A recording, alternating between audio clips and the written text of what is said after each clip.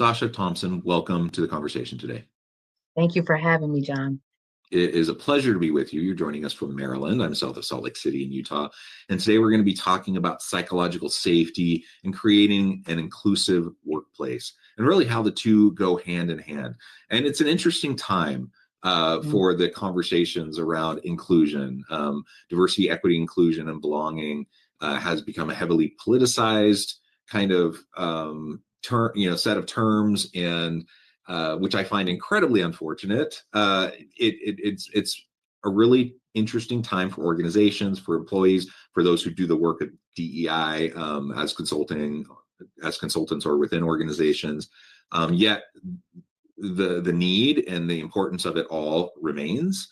And regardless of someone's political background, political leanings, maybe you feel like DEI has become a dirty word or whatever. I think pretty much everyone can agree that we want safe workplaces where everyone feels needed, wanted, valued, that they have opportunities to contribute in meaningful ways each and every day. We want people to be treated fairly with dignity and respect. I think pretty much everyone agrees with that, even though some people disagree with terms and whatever. And so the question then is, well, how do we get past within this moment of the polarization, how do we get past that to have good conversations to move the work forward, so that we can create more inclusive workplaces where everyone can thrive, and that's really the goal. So this is all what we're going to be exploring and discussing together today. As we get started, I just wanted to share a brief bio for Sacha. Sacha Thompson is the visionary founder behind the Equity Equation, a prestigious consultancy dedicated to fostering inclusive cultures. Based on the vibrant Washington, D.C. area, Sacha brings over 2 decades of diverse experience spanning the education, nonprofit, and tech sectors to empower her clients. There is so much I could share about your background, Sacha, but I'm going to pause there. Anything you would like to highlight, either about your professional background or just your personal background, to lay the context for this conversation?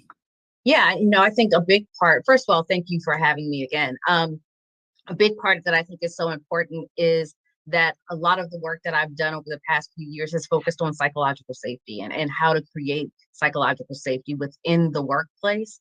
And I'm also a certified coach. So not only am I a facilitator and do consulting work, but I see my purpose is also providing people with the tools so that they have the skill sets so that they don't need me, right? Like, I'm giving you everything that you need so that you can be successful. And so how do I coach people to do that? And so this is not about one and done checking the box, but this is how do you embody this work so that it becomes a part of who you are and then ultimately a part of your workplace.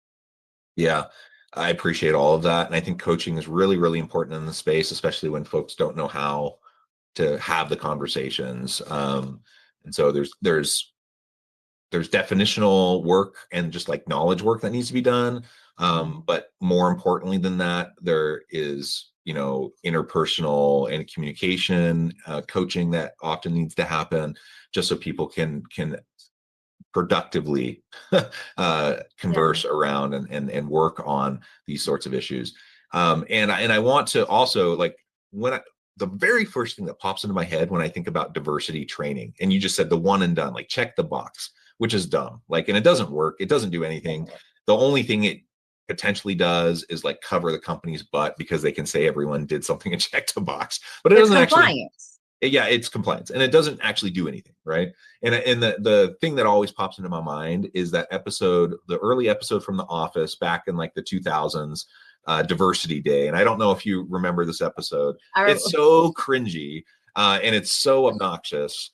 And it's one of those compliance, let's check the box. Someone said something offensive. We're going to send in a person to do like a 1-hour training, make everyone sign a thing, and then we're done. And then we can wash our hands of it, right? And that's the stupid part. Like, if that's what we're trying to do within our organizations, I mean, we're not only setting ourselves up for failure, but like it's going to be counterproductive. It's going to make things worse. So hopefully we're way beyond that in most organizations, though unfortunately I still see remnants of that kind of an approach at times.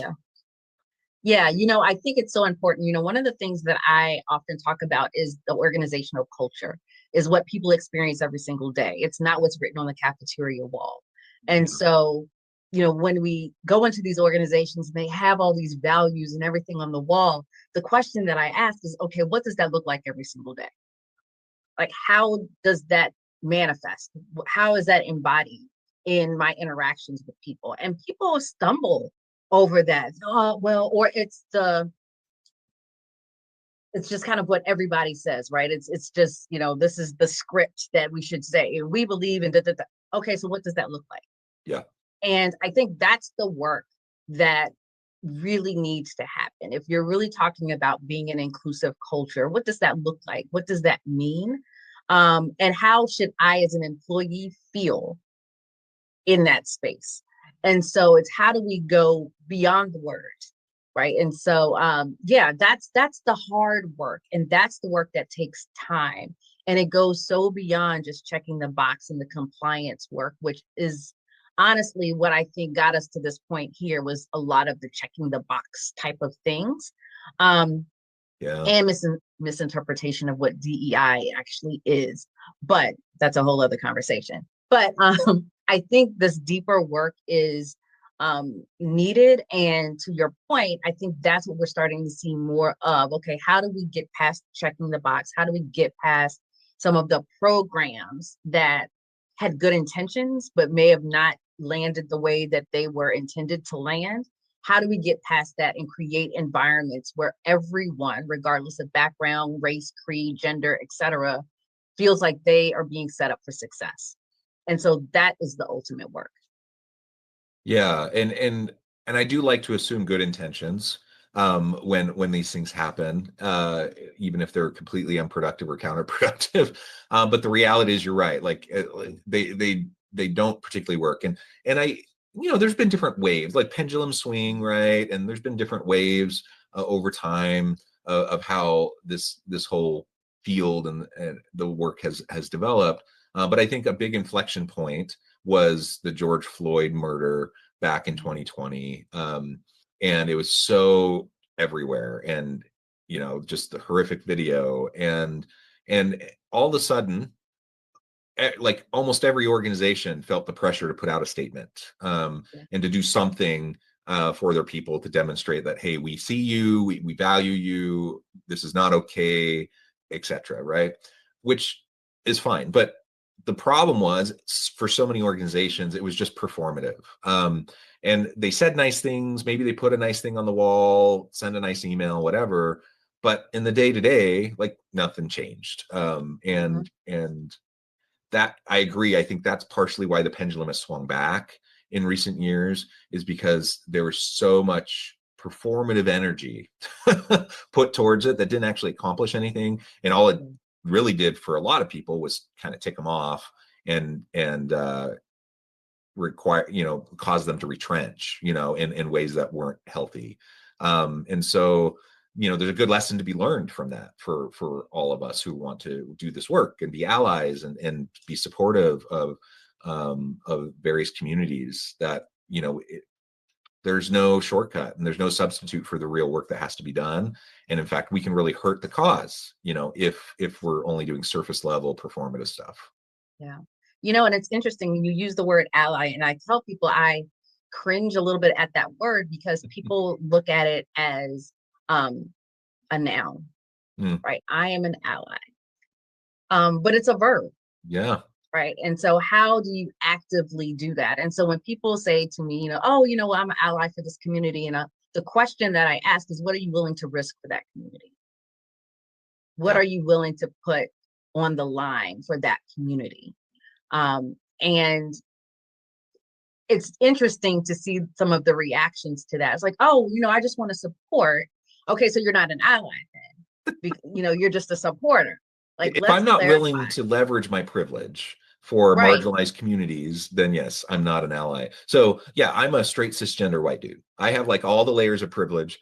And Right. so for me, like, I really have to, like, I have to be willing to speak up, push back, challenge the status quo. Even if that makes me a little bit uncomfortable, even if that potentially puts my job at risk, right? Or, you know, my social standing at risk or whatever. Like, that's the whole point, right? Is that I have to be active in my allyship, and I have to be willing to put my privilege to work, for those who don't have it.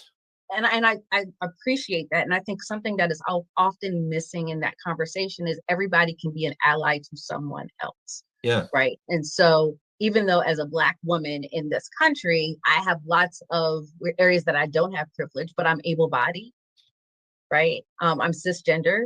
And so I often talk about when I worked in corporate, being on a team, talking about a website. And the question that I asked was, will a screen reader be able to be utilized for it? And they're looking at me like I'm crazy. Like, why would we need a screen reader? I'm like, because it's a website about inclusion, I think you may want to have something that, you know, if people have visual impairments, they'd be able to read what's on the screen.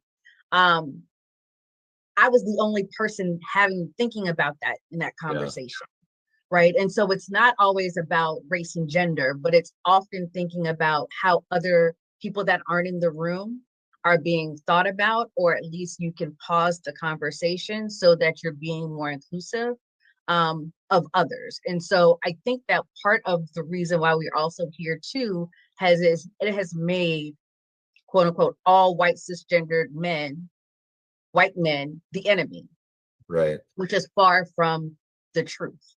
And so what I think you're going to start to see more of, and I was just on a call yesterday with a good friend who does a lot of this work, is how do we create a more inclusive conversation around inclusion, right? Without being exclusionary. How do we create environments where everyone can thrive and everyone's voice has the same amount of weight in the conversation and not necessarily be pit on the majority group, regardless of what that group is? How are we getting those other voices in, and how are we getting the voices in of the people that aren't even at the table? So I think, you know, even though we are going through a time right now, it is, at least for me, I've been calling it a caterpillar moment. Like, Mm. is this our chance and opportunity to become a beautiful butterfly? And what are we doing with that time, that discomfort moment, right? In that metamorphosis of this work. And so I think that is this is an opportunity for us to really step back and be more cognizant of what we're doing, but also, are we truly being as inclusive as we want to be? So yeah, I know that was just a mouthful, but Absolutely, absolutely. And you know, I think we've been kind of unpacking different components of inclusion and DEI work, and I just want to reiterate what you just said, that inclusion is an inclusive term, like, obviously, right?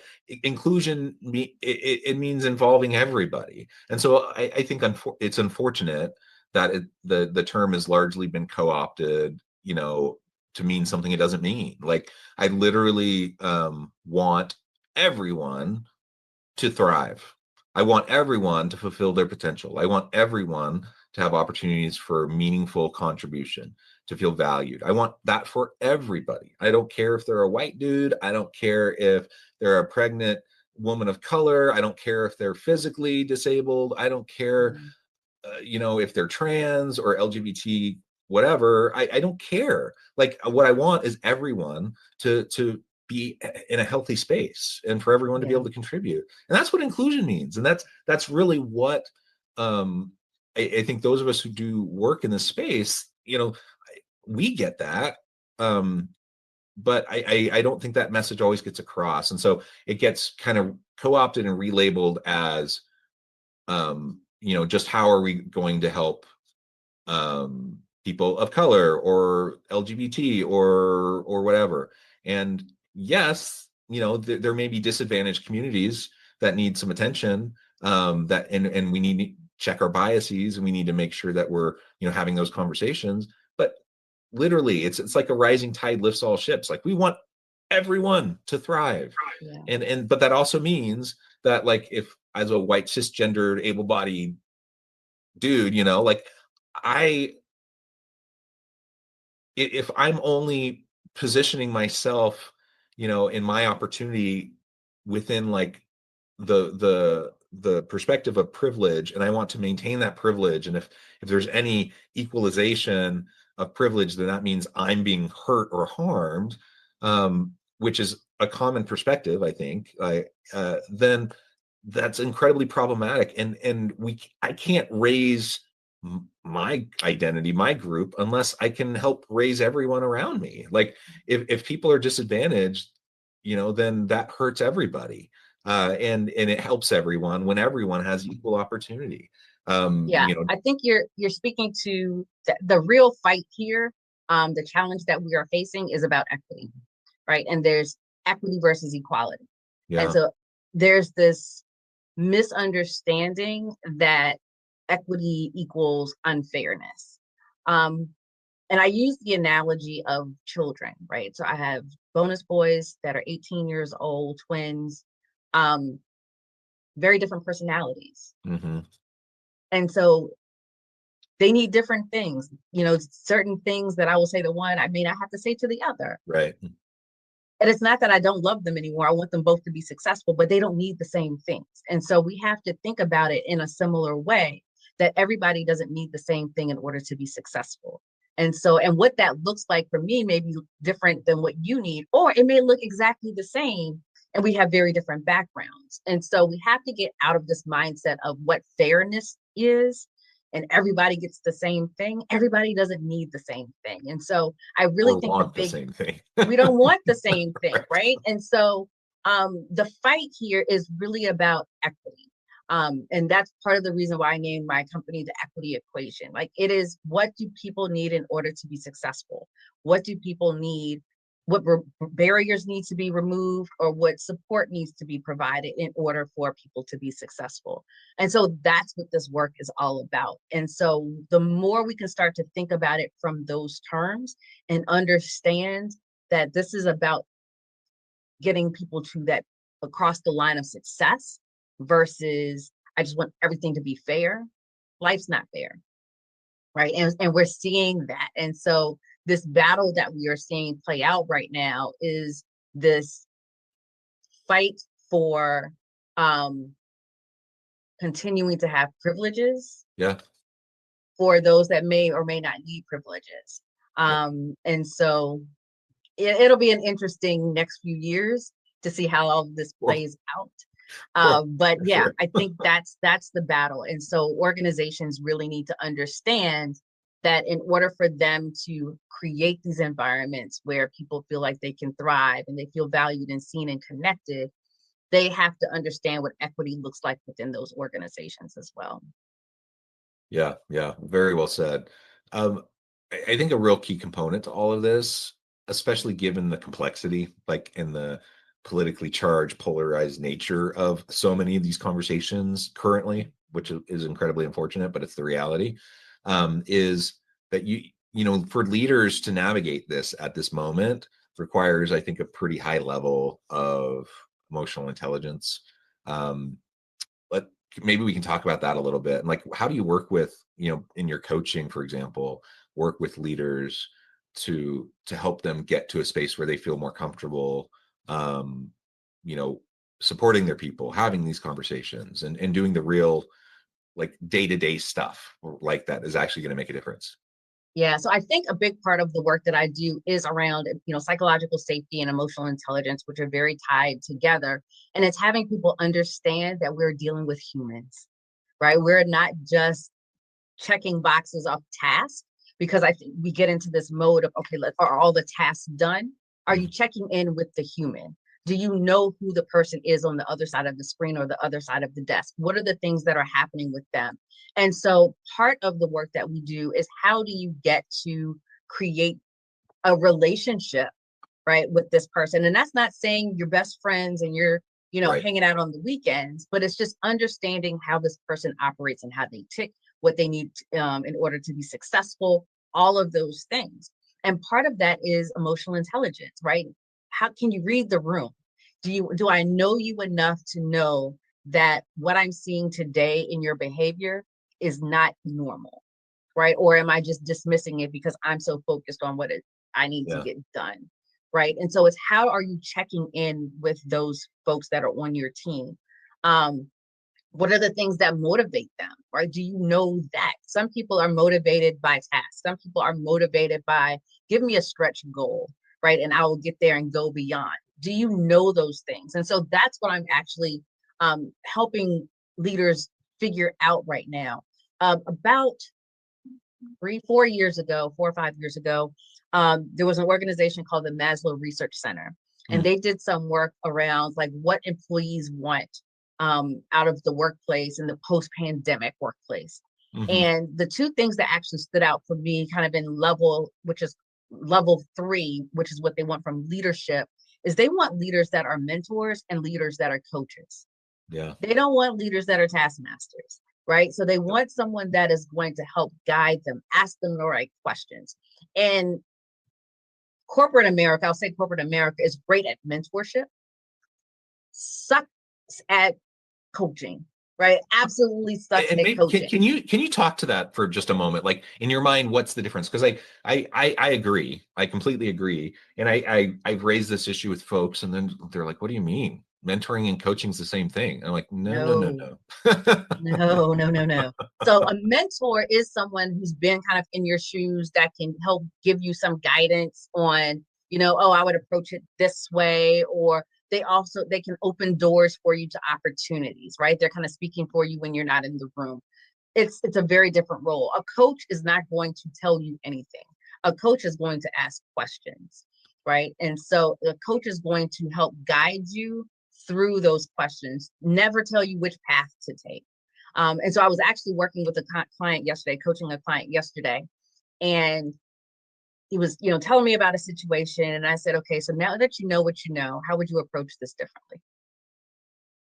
And he had to sit back and think about it. And as a coach, I'm not telling him what to think or what to believe.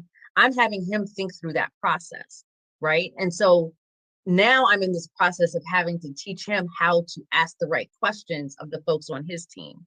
Because again, we're very much in this mentor role or this teacher role of, if I say this, you do this, right? Or this is how I would do it, just go ahead and do it.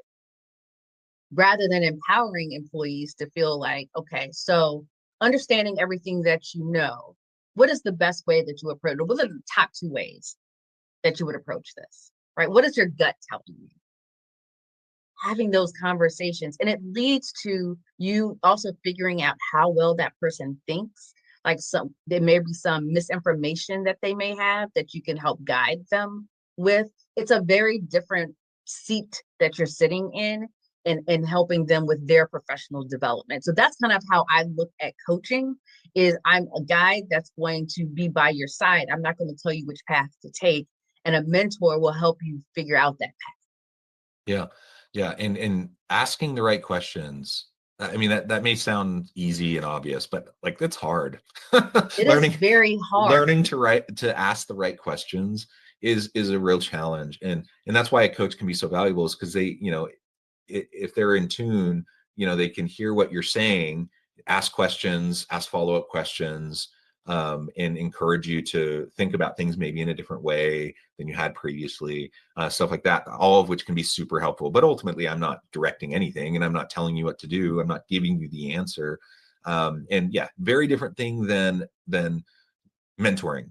Both are Yes, important. Both are valuable, right? absolutely. And when I think about creating, within this conversation of inclusion and psychological safety, and empowerment, like they all go hand in hand. They Like do. if I want a truly inclusive workplace, a psychologically safe workplace where everyone feels valued and empowered, it mandates that you have coaching. It mandates that you have leaders that have emotional intelligence that can help with that coaching process.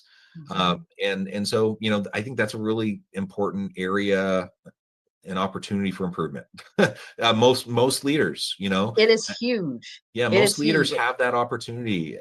I have that opportunity. You have the opportunity. Like we do work in the space and we have that opportunity. Like everyone needs to have the intellectual humility to realize that, there's room for growth and development in this area. And I think it'll make all the difference in the world for us to be able One to of have. the best things that I heard was every coach has a coach, Yeah. right? Yeah. And I mean, I have a coach, and maybe the first time I worked with her, I was working in corporate, and she asked me the question, Sacha, where do you have the most impact, inside or outside of the organization? This was maybe 6, 7 years ago, and that question still plays in my head, as to like, okay, am I doing all that I can where I am, or can I serve them better in another capacity?